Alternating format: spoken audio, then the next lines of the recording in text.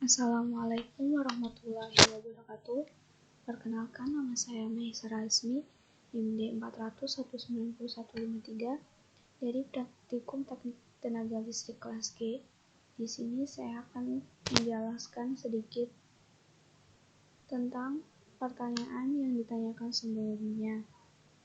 Pertanyaannya adalah,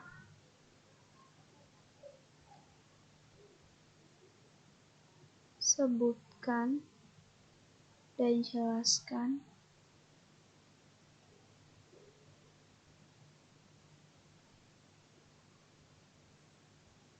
prinsip kerja komponen, analisa rangkaian start delta, rumus perhitungan, dan contoh soal. Kemudian, sebutkan dan jelaskan minimal 2 penggunaan motor dalam industri dengan analisa mengapa menggunakan jenis motor dan rangkaian tersebut.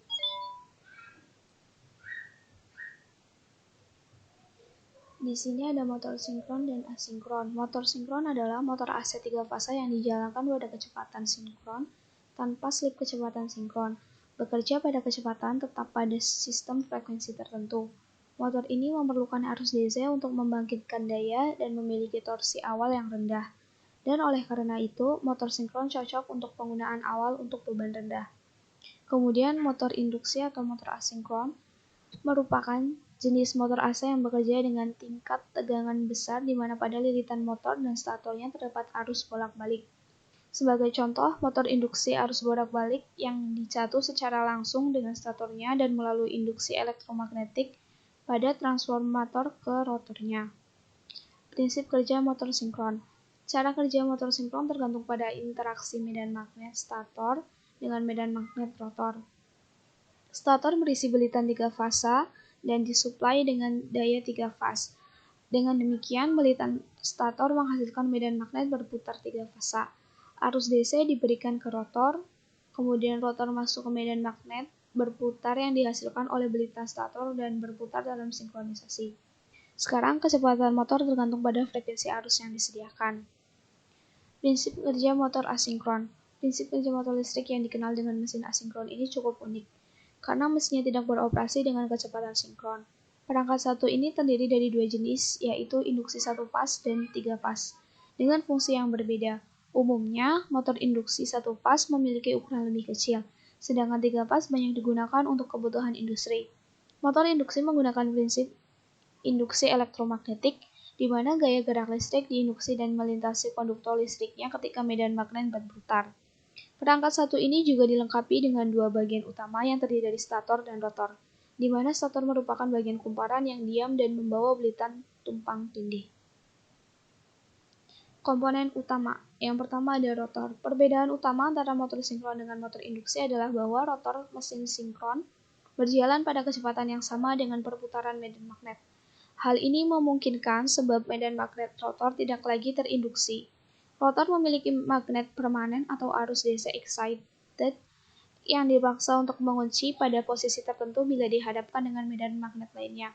Stator menghasilkan medan magnet berputar yang sebanding dengan frekuensi yang dipasok.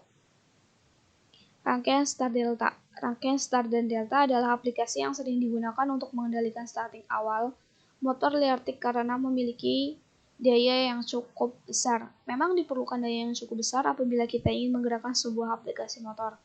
Rangkaian start ini juga dipakai untuk membuat semuanya menjadi stabil karena sudah dirubah menjadi rangkaian delta.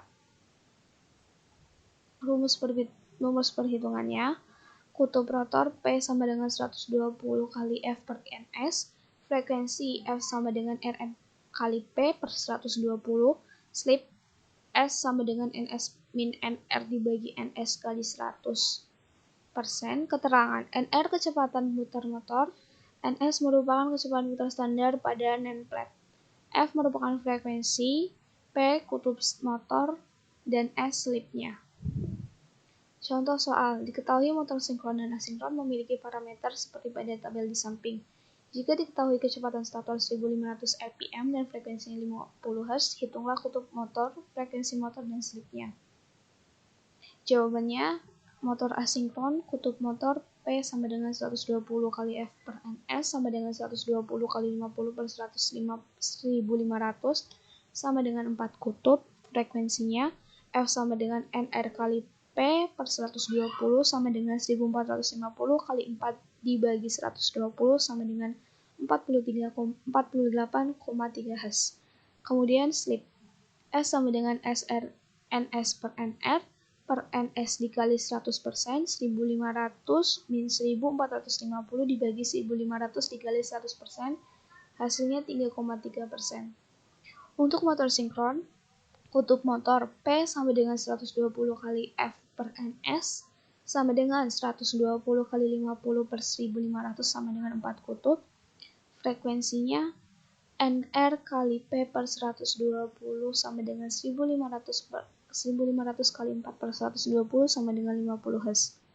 Untuk slipnya, NS sama dengan NR per NS dikali 100% sama dengan 1500 min 1500 dibagi 1500 dikali 100% sama dengan 0%. Kemudian penggunaan motor sinkron dalam induksi. Yang pertama, motor sinkron atau kapasitor yang layak digunakan pada suatu industri menengah ke atas dalam memperbaiki faktor kerja. Analisanya biasanya pada industri menengah ke atas, ini banyak memakai beban-beban induktif seperti motor induksi blower, kompresor, dan lainnya, sehingga memerlukan daya reaktif untuk pembentukan arus magnetising.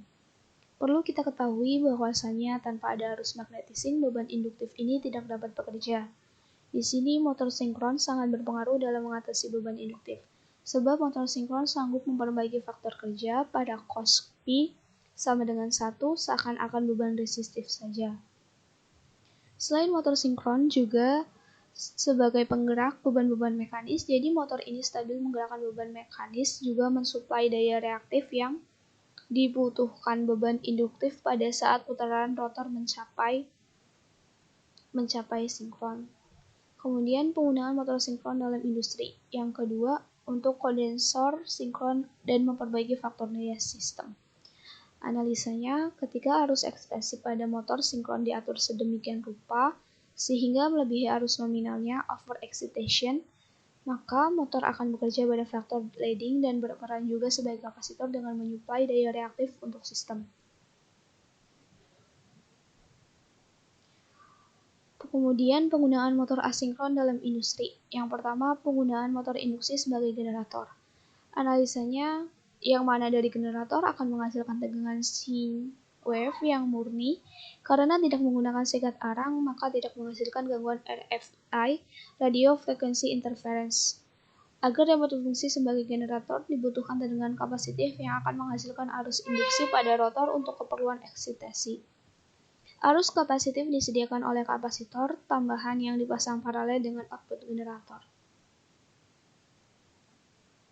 Kemudian penggunaan motor asinkron dalam industri. Yang kedua, sebagai penggerak transferring pada mesin building grind tray dan penggerak transferring.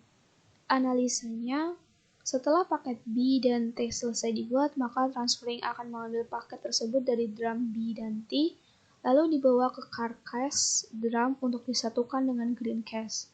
Transferring mengambil paket B and T pada drum B and T dengan menggunakan two speed, yaitu high speed, dan saat proximity low speed terdeteksi oleh transferring, maka kecepatan berubah menjadi low speed sesaat sebelum sampai di titik yang diinginkan.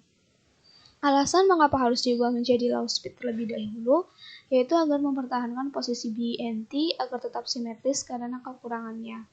Hentakan transferring saat menabrak shock absorber dan stopper. Selanjutnya, transferring dibawa ke carcass drum untuk disatukan dengan grind case menggunakan step mesin yang sama high speed dan low speed dan berhenti saat terkena proximity stop position.